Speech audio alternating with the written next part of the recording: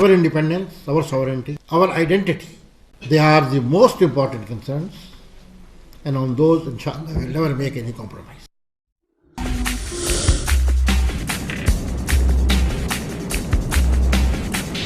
In the name of Allah, the most merciful, the most compassionate. Pakistan, a responsible nuclear state. Keeping this in view, the position of Pakistan is once again expected to be in focus during the conference.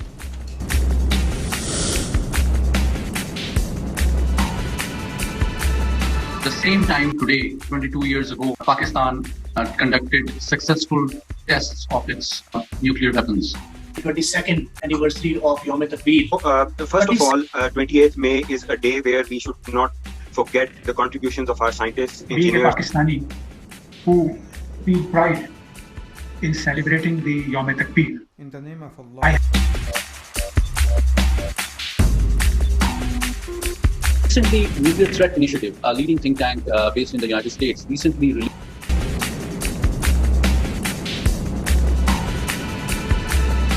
Pakistan, a responsible nuclear state, supports the objectives of non-proliferation and should continue to contribute to the strengthening and further development of the international non-proliferation regime based on the principles of non-discrimination, equal and undiminished security for all states, and equal access to peaceful uses of nuclear energy. West confrontation of the bloc politics or India-Pakistan. The serious dialogue on conflict resolution, formation of this framework to resolve our conflicts and make peace started when the nuclearization was already known. Before that, it didn't happen. I am not looking the world with this concept that he's my brother or he's my sister. I am looking the world with a very realist paradigm. I am looking my country with that.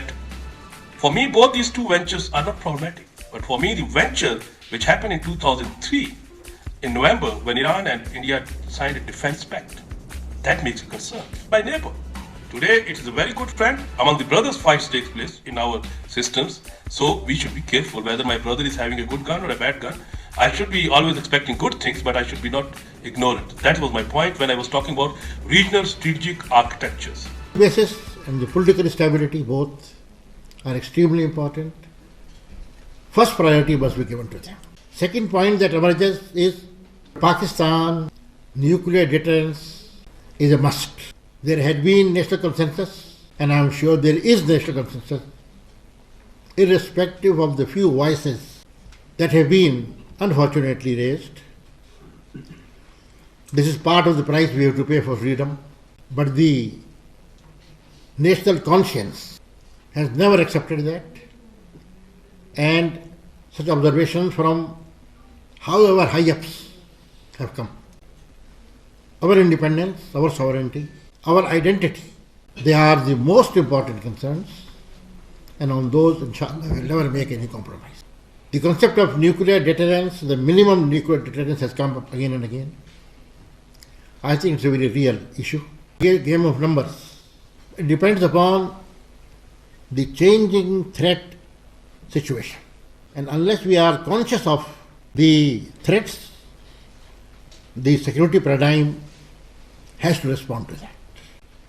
Maintenance of status quo and just the idea of safety of the weapons or the assets is only part of the problem. Other part, of course, is development and the evolution which should always take place. I think I am not far wrong when I say that if you calculate in terms of the monetary cost of conventional deterrence and nuclear deterrence, the cost of nuclear deterrence was less. And from that viewpoint, we have to keep all these dimensions in view when we are security paradigm and our responses to the threats that are from within as well as from without. That nuclear source of energy and nuclear technology for other purposes in any way should be written off. And in most of the Western countries, contribution that new technology for peaceful purposes, particularly energy, is something over 20 to 30%. In Pakistan, it's less than 1%. So I think it's a very important area, and that also enables you to build up the expertise which can have multiple uses.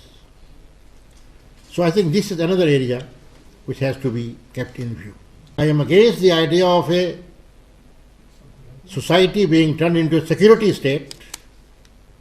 I firmly believe that security dimension is a pivotal dimension.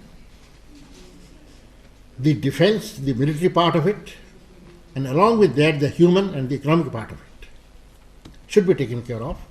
And that is how, in an integrated manner, we can safeguard our freedom, protect our sovereignty, and achieve our socio-political ideals of establishing a progressive Islamic welfare state, which on the one hand provides security and opportunity to the people, and on the other plays a role, peace and goodwill in the world.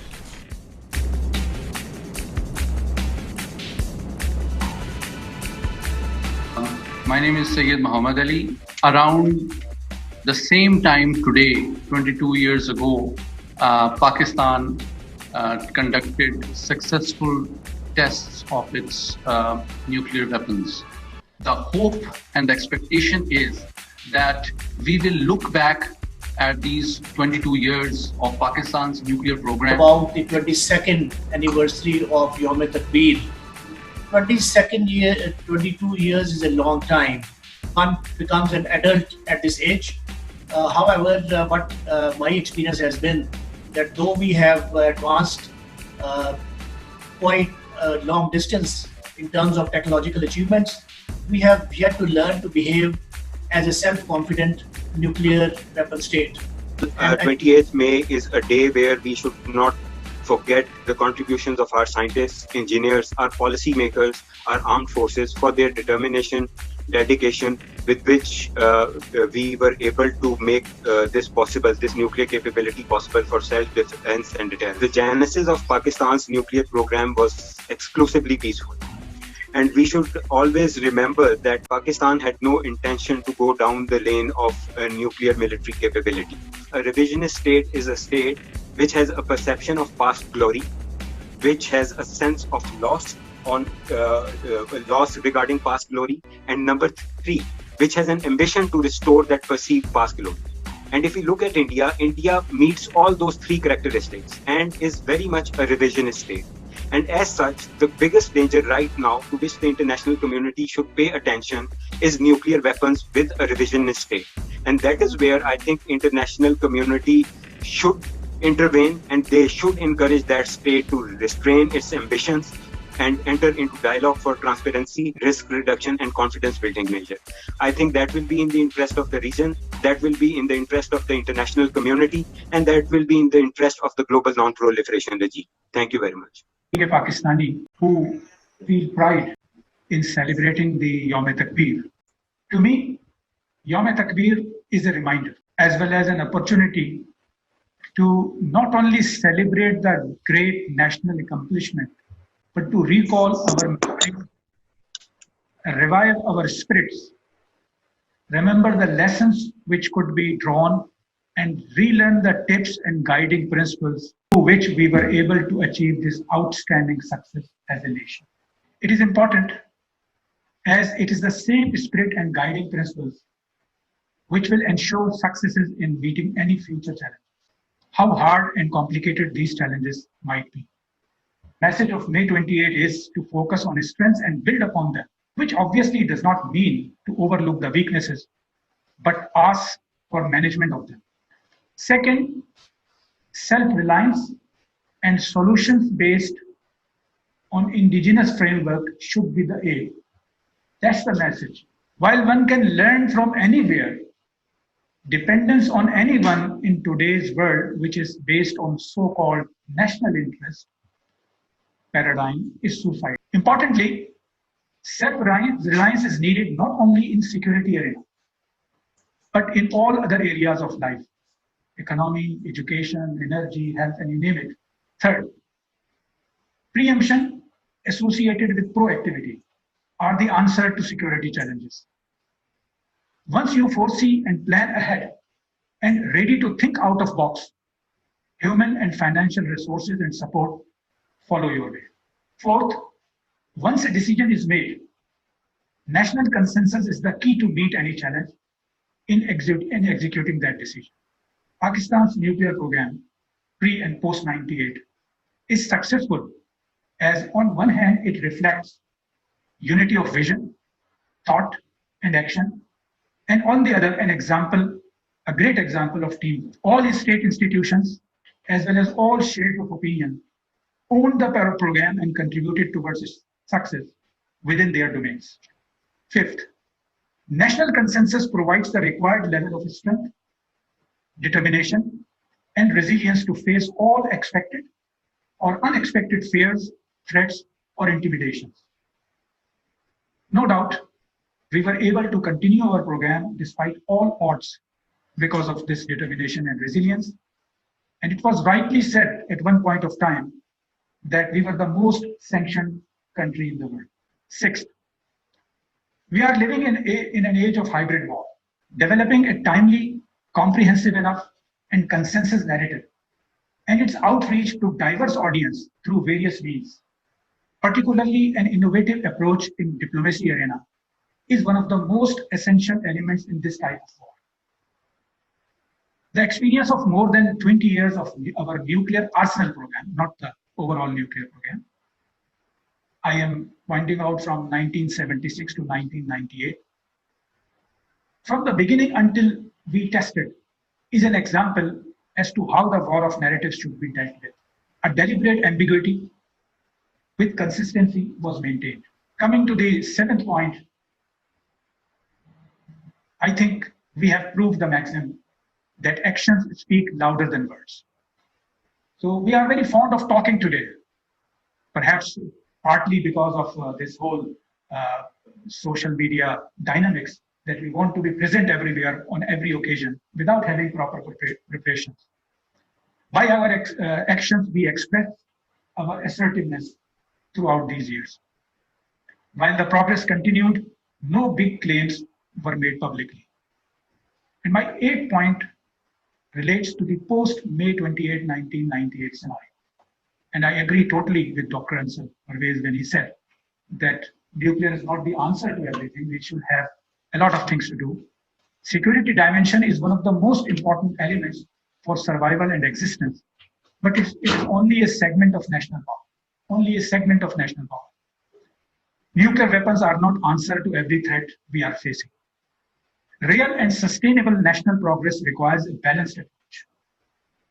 Pakistan's experience is witness to it. Sustaining national pride, self-esteem, and self-respect requires success in all relevant areas under a comprehensive approach of self-reliance. And my last point, not the least, relates to the ideological damage. The very name of the day chosen by the nation to celebrate the accomplishment has signified the sanctity related with the whole exercise. It reflects, in fact, a whole paradigm of life and development, which is very different from the prevailing paradigm. Calling it Takbeer, we mean Allah is the greatest. It links the whole program with our faith. It expresses that when we believe in someone who is the greatest, we don't need to be afraid of anyone. When we profess to follow his commands, we will not accept any other's dictation. More importantly, human, social, and earth development are the dictates of this belief. Development of human, social, and earth. That is why, consciously or unconsciously, we have always intended and called our program for deterrence on, meaning thereby it is for peace and to avoid war and destruction. And when I say consciously or unconsciously, I am trying to emphasize that this should have been conscious. And that is why Pakistan's nuclear program is not directed to the security dimension only, and even larger part of it is related to the peaceful uses of nuclear technology as has been elaborated by Dr. Ansel Parvez. And let me recall that this is not the first time we are discussing a subject related to the nuclear program at IPS. In fact, I recall since 1990s, early 1990s, we have been holding such sessions. In fact, produced several books and a particular issue on nuclear program about Pakistan of our general policy perspectives. In fact, I have noted several ideas, and I would like to discuss with all the panelists and, of course,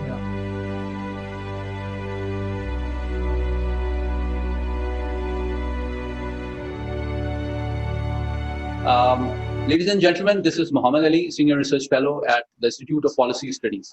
Recently, Nuclear Threat Initiative, a leading think tank based in the United States, recently released its latest Nuclear Security Index 2020.